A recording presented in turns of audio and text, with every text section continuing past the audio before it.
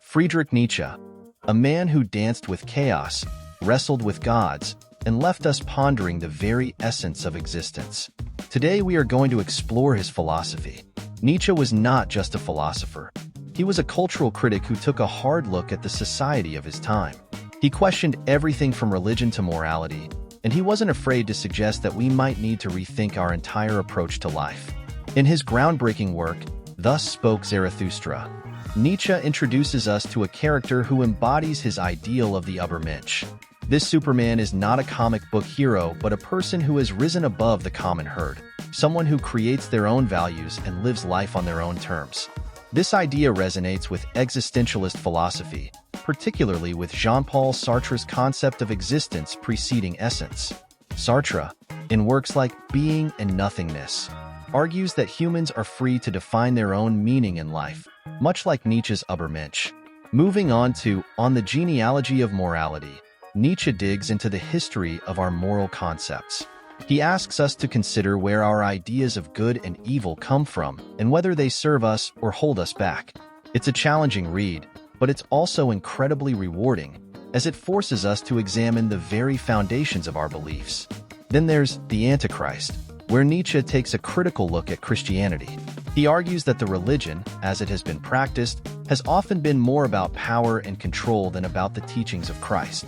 It's a controversial stance, but it's one that encourages us to look at religion with a more critical eye.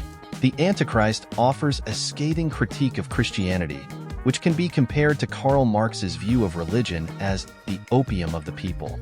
Both philosophers saw religion as a tool that could be used to control the masses, although Nietzsche focused more on the moral implications while Marx emphasized the socio-economic aspects.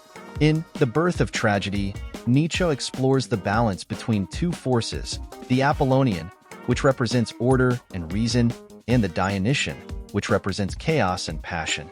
He believes that both are necessary for the creation of great art, and that the tension between them can lead to a deeper understanding of the human condition. This interplay is reminiscent of the Taoist concept of yin and yang, where opposing forces are seen as complementary and interconnected, forming a dynamic system in which the whole is greater than the assembled parts. Just as Nietzsche saw Greek tragedy as arising from the tension between these two forces, Taoism teaches that harmony in life is achieved by recognizing and balancing the yin and yang in all things.